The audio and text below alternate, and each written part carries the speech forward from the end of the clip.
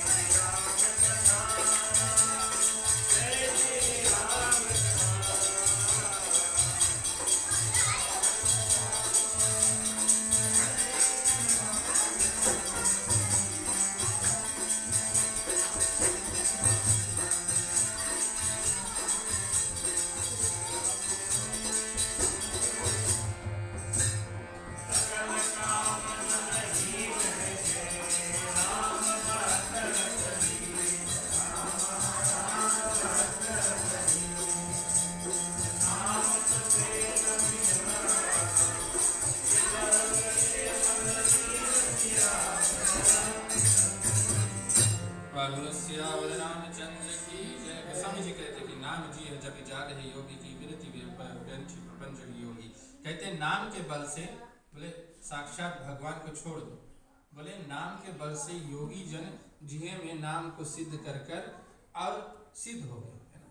नाम जप जप कर योगी जन सिद्ध होते ना। जो महात्मा लोग होते, महान योगी लोग होते हैं, उनके पास कौन सा धन है? बोले राम नाम का ही धन है।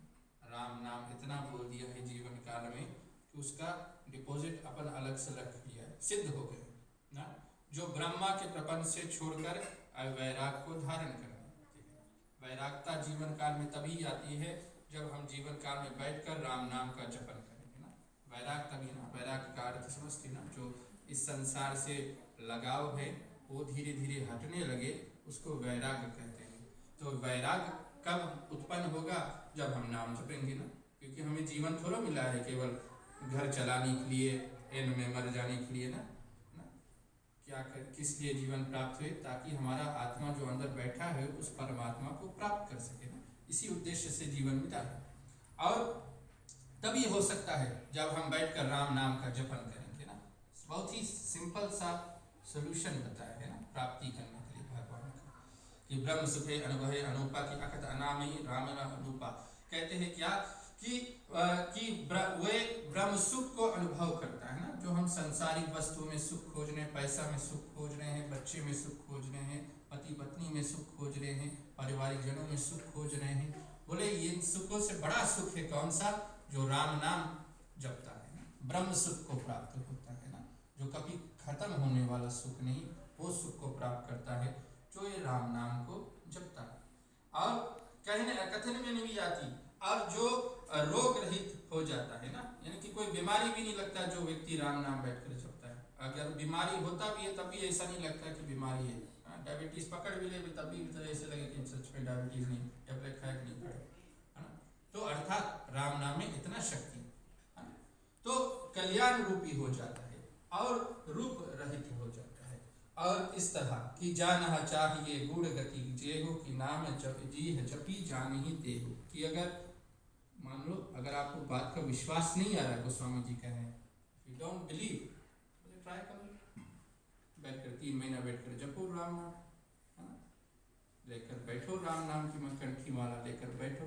अगर विश्वास नहीं हो रहा है, लेकर बैठकर बोले गोस्वामी जी कहते हैं करो, बैठकर राम नाम जपो 3 महीना तक लगातार, कम से कम 3-4 बार दिन में 108 बार। मुश्किल से मैंने कहा ना 108 गिनते हुए राम राम राम राम राम बोलते बोलते केवल 3 मिनट्स लगेगा ना, 30 मिनट्स तो आदमी निकाल सकता है राम नाम बोलने के लिए ना।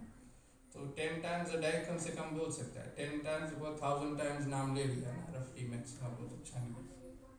तो इस तरह नाम लेने से 3 महीना में देखो, फिर इवेल्युएट करो अपने आप के 3 महीना पहले कैसे था, किस बात पर रो रहे थे, और अब इस टाइम पर हम क्या सोच रहे हैं, क्या हम किस पे क्या सोच रहे हैं कि पहले जो चीज़ पर रो रहे थे अब हंसी आ रही कि क्यों उस पर रो रहे थे, है ना। तो गोस्वामी जी कहते हैं कि ऐसा कोई काम नहीं है जो राम नाम हमारे जीवन काल में नहीं कर सकता, है ना। तो नाम जाकर जपो, गोस्वामी जी खुल्लम में कह रहे, इसी को डंके के चोट पर कह रहे हैं कि अगर विश्वास नहीं है ना। कई लोग तो ये सोचते कि हाँ कल ऐसे लिख दिया है, तो बोले अच्छा अगर विश्वास नहीं तो अपने कर देखो कि साधक नाम जपे ले ताही की हो ये सिद्ध अरमा के सिद्ध पाए, कि जो साधना मन लगा कर करता है ना, केवल ऐसे नहीं बैठ कर राम राम राम राम राम राम बोलते जाओ, बोले लेकिन प्रेम से राम राम कहकर उस प्रभु का ध्यान करते हुए जो मन लगा कर जपता है उसको अनुमानिक सिद्धियाँ प्राप्त हो जाती। कुछ ऐसे बात अपने आप रूपी ही समझ में आ जाता है, कोई बताना नहीं पड़ता कि तुम्हें ये काम करना चाहिए वो काम करना चाहिए, आप रूपी ही वो ज्ञान आ जाता है। आप रूपी भी आपको दुख से भगवान बचाने लगते हैं ना। तो इसको तभी प्राप्त होगा जब व्यक्ति इस राम नाम को सिद्ध करेगा ना, थोड़ा जपेगा जीवन काल में, तभी प्राप्ति होगी ना। सिद्धियाँ तभी प्राप्त होगी, तभी जीवन काल में सुख आएगा, दुख जाएगा। जब हम बैठ कर राम नाम को जपेंगे कि जपे नाम जन आरत भारी की मिटे कुसंग होए सुखारी, कि जो मनुष्य किसी प्रकार भारी दुख में होता है तो इस नाम को जपता है, इसका दुख दूर हो जाता है ना, बड़ा दुख प्राप्त हो जाए। गोस्वामी जी कहते हैं, बोले मैं विश्वास के साथ कह सकता हूँ अगर बैठकर वह व्यक्ति एक बार राम कहता है उसका दुख मिट जाता है। हो सकता है कि नहीं?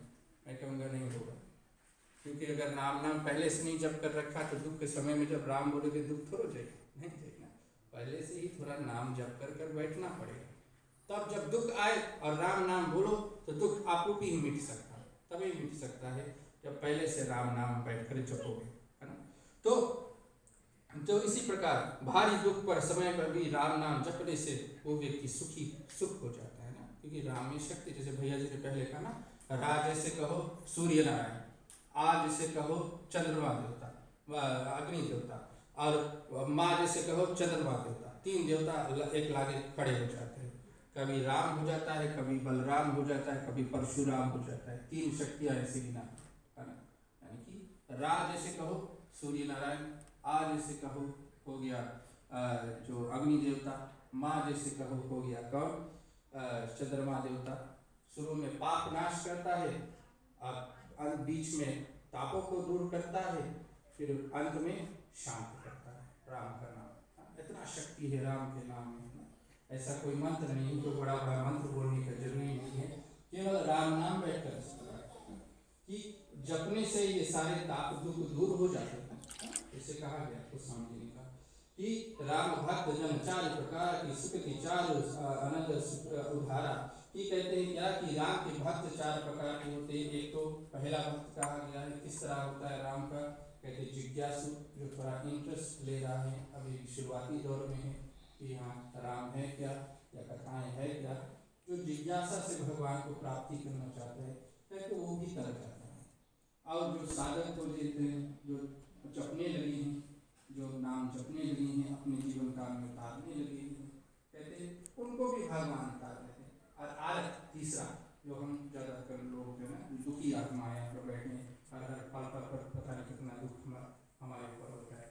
जैसे कल हमें दुखी है, बाकी सब सुखी है, सभी को लगता है कि हमें दुखी है, बाकी सब अच्छी तरह से रह रहे हैं। लेकिन आज व्यक्ति भी जो बैठकर राम नाम जपता है, कहते उसको भी भगवान उतार देते हैं। और सबसे अच्छा श्रेणी कौन सा है? ज्ञान जिसके पास सभी प्रकार का ज्ञान है, फिर भी बैठकर राम नाम जप रहा है, मतलब वो ज्ञान है, जबकि सब कुछ वो प्राप्त कर सकता है, लेकिन फिर भी बैठकर राम नाम जप रहा है, वो व्यक्ति ज्ञानी